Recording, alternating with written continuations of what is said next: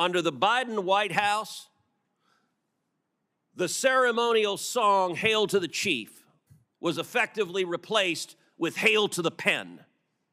And it was an outright assault on democracy. And every reporter covering this ought to ask, why doesn't a Democrat care? We heard about the moral responsibilities of a staffer. How about an elected senator who knows damn well that if we get into a war and Iran is preparing to fire a nuclear weapon at the United States, that the commander-in-chief is busy playing with his Jell-O and is not competent to defend ourselves? And every member of the cabinet, the chief of staff, the press secretary, and the members of Congress who lied about this on a daily basis with the press's complicity, they are all responsible for subverting democracy. Okay, you just saw that clip. And before we go any further, I need you to understand something. What Senator Cruz just laid out in that hearing room is not a partisan talking point. It is not a campaign soundbite. It is a structured, evidence-based legal argument about the integrity of the American presidency itself.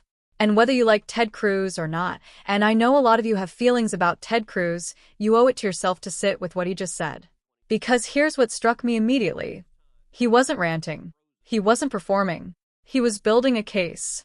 Methodically. With timestamps, statistics, and a legal expert sitting right in front of him confirming the constitutional implications one by one. That is not someone throwing mud. That is someone who genuinely believes something seriously wrong happened at the highest level of American government.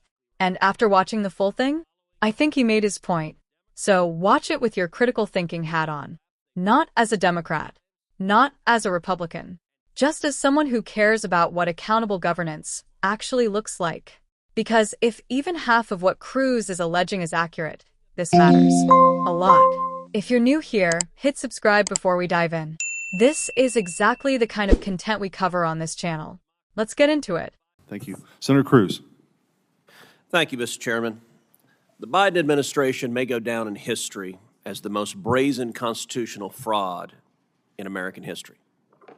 A Potemkin presidency fronted by a failing puppet with staffers behind the scenes pulling the strings. This is not political hyperbole. The American people saw it with their own eyes during the June 2024 debate. Numerous times, Biden stood frozen behind the podium, mouth agape, eyes frozen and unblinking. When he did speak, his words were confused and disjointed. I said that night, this is the most consequential presidential debate in history because it will result in one of the two candidates being removed from the ballot.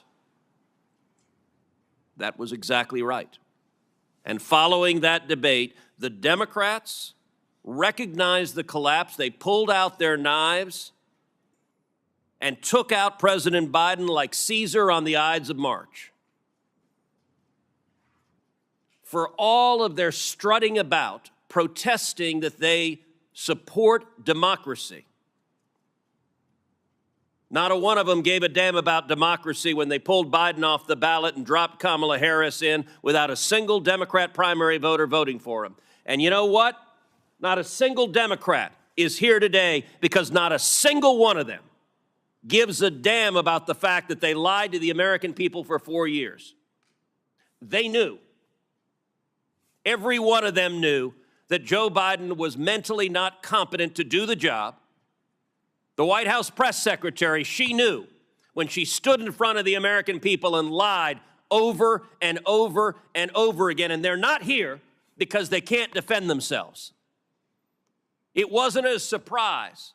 For 4 years, the White House hid President Biden from Republican senators, would not let him meet with us. He served 40 years in this body. We all know him. And they deliberately lied. And by the way, Jake Tapper had a bombshell book exposing the incredible scandal that Biden's mental decline was covered up by Jake Tapper. There's a Yiddish word, chutzpah. And that truly is chutzpah. How dare we lie and cover up what we all knew? Now, I have been asked literally 1,000 times by Texans, who was running the country? And I'm going to give you the most terrifying answer. I don't know. I genuinely don't know. And not a single Democrat here cares. The most telling proof of Biden's decline came with the signature of the president, the symbol of executive authority that was outsourced to a machine. Mr. Wold, you're a lawyer who served in the White House counsel's office. You understand the gravity of presidential action. Does the president's signature carry legal and constitutional weight under Article 2? Yes. Is the act of signing an executive order or signing a law or granting a pardon a delegable duty of the president? So in that opinion in 2005 from OLC, they said essentially that an autopen could be used by a subordinate, but the president's determination as to sign the document can never be delegated. Can that authority be transferred to a staffer or a machine without the president's explicit authorization? Never. And if you look at the statistics are stunning. In 2021, President Biden issued 78 executive orders. None were signed with an autopen. That first year of the presidency, Biden, I suppose, was relatively lucid, and 78 executive orders he signed by hand. The second year, however, we see the autopen emerge. The first autopen executive order was issued on July 15th, 2022. After that day, 100% of the executive orders issued in 2022 were signed by an autopen. In 2023, Biden issued 24 executive orders. 16 were autopenned. In 2024, Biden issued 19. 14 were autopenned. In 2025, Biden issued 14 executive orders. Every single one was autopenned. Mr. Wald, let me ask you as a legal matter, if there's a law that's passed both houses of Congress and it goes to the White House, and a staffer autopens signing that law without the president's authorization, is that law legally passed and signed into law? No. If an executive order is issued and a staffer autopens it without the president's authorization, is that executive order legally binding? No.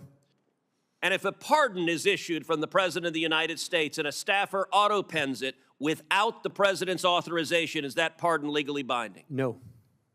Under the Biden White House, the ceremonial song, Hail to the Chief, was effectively replaced with Hail to the Pen. And it was an outright assault on democracy. And every reporter covering this ought to ask, why doesn't a Democrat care? We heard about the moral responsibilities of a staffer. How about an elected senator who knows damn well that if we get into a war and Iran is preparing to fire a nuclear weapon at the United States, that the commander-in-chief is busy playing with his Jell-O and is not competent to defend ourselves? And every member of the cabinet, the chief of staff, the press secretary, and the members of Congress who lied about this on a daily basis with the press's complicity, they are all responsible for subverting democracy. Senator Cornyn. All right. We just watched that in full. And honestly, I'm more convinced now than I was after the snippet. Let me walk you through what stood out. This is where Cruz lands his hardest punch, and it's the part most people are glossing over. He didn't just say Biden was using an autopen. He brought the actual numbers. 2021, 78 executive orders, all hand-signed. Then July 15th, 2022 arrives, and from that day forward, 100% autopen. By 2025, every single executive order was machine-signed. Every one.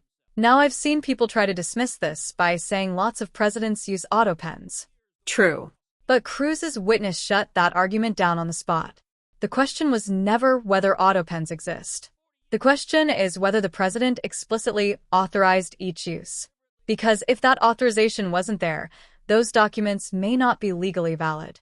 The laws, the pardons, the executive orders, potentially all void. That is a constitutional crisis hiding in plain sight.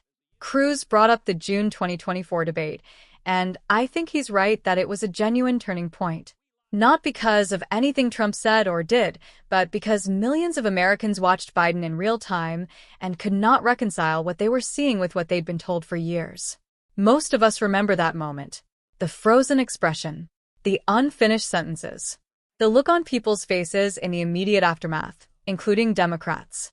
Cruz called it the most consequential presidential debate in history, and honestly, he has a case. It triggered a chain of events that ended with Biden being replaced on the ticket without a single primary vote. That happened. Nobody disputes that. This part got to me. Because Cruz didn't play it for drama. He just said plainly that he's been asked this question 1,000 times by Texans, and his honest answer is, I don't know. A sitting U.S. senator saying he cannot identify with confidence who held executive authority during that period. That should alarm everyone regardless of where you stand politically. The presidency is not ceremonial. Nuclear codes, military commands, foreign policy. These require a present and functioning commander-in-chief. If that wasn't the case, the American people were deceived at the most fundamental level possible. Cruz pointed out that not a single Democrat showed up. And honestly, that silence says more than anything spoken in that room. If the allegations were baseless, you show up and you dismantle them. You bring evidence. You cross-examine the witness. You defend the record. They didn't. And an empty chair is not a rebuttal. I don't agree with Ted Cruz on everything. Not even close.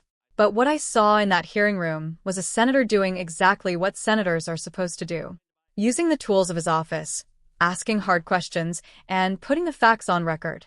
If the cover-up of Biden's cognitive decline was as widespread as Cruz alleges, that is one of the most serious betrayals of public trust in modern American political history. Not because Biden got old. People get old. But because an entire apparatus of government, media, and party politics apparently conspired to hide it from the very people those institutions are supposed to serve. That deserves scrutiny. Cruz came prepared, he came with evidence, and he asked the questions that most people in that building didn't want asked. That's worth acknowledging regardless of what side you're on.